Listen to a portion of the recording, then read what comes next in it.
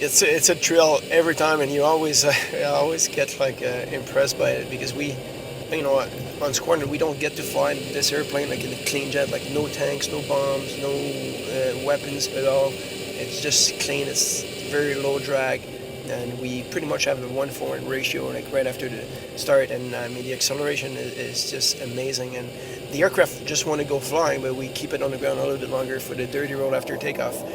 That's impressive, but also the G that we pull because we're low level, like thick air, like we have so much power that you can hold those Gs for a long time, a lot more than the Hornet does bleed fast, but this airplane can hold the G a lot longer.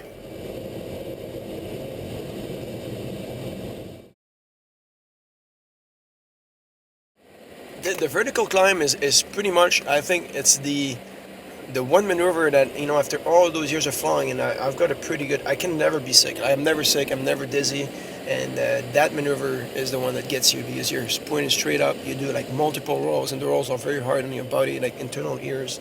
And when you get on top, you just been looking at sky, and you look sideways, and you see like the earth is going like, and it does take a while to get your sense back and go look down at the shoreline.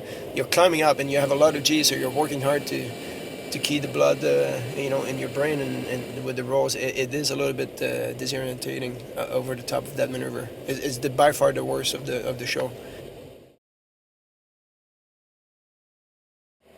And they say like the pull G's, there's different. I think it's a combination of being fit, a little bit of muscle mass, not too fit because obviously marathoners have a low heart rate. When you ask the heart rate to go like to a peak to 180, that distance is a little bit more, but I think it's a balance between the two, and I certainly stay fit, and I do come back from those trips and in sweat, and I do have to work hard. There is no way that you can fly in an F-18 like to the edge of the envelope like we do in the demo without the perfect G-string maneuver. So you have to work hard. It doesn't sound that nice on the radio sometimes. You sound like you're crying, not you're screaming but you just need to do that to keep your vision, and you keep your consciousness, obviously.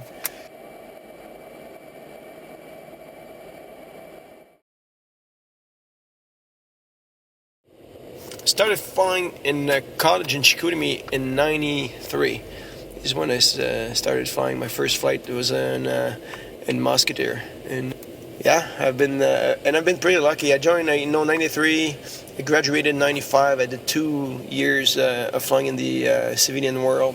I joined in '97, and I've been pretty much like flying since. So, I've been pretty lucky so far.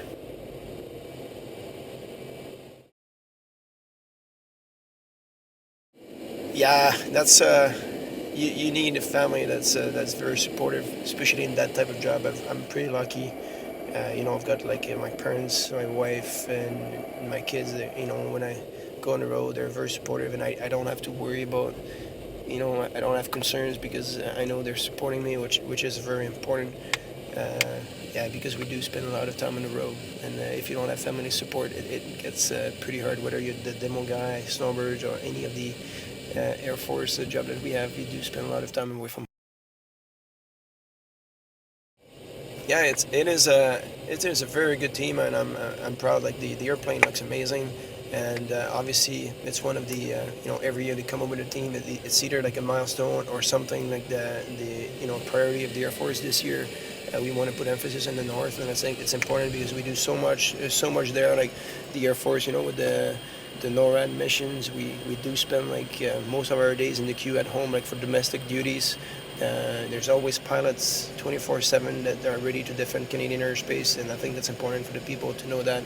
And not only the F-18, the fighter force, but obviously anybody else like search and rescue, Hercules. We have bases there. We have radar, forward operating bases. So there is a lot of stuff happening out there, and it's good for us to raise the awareness.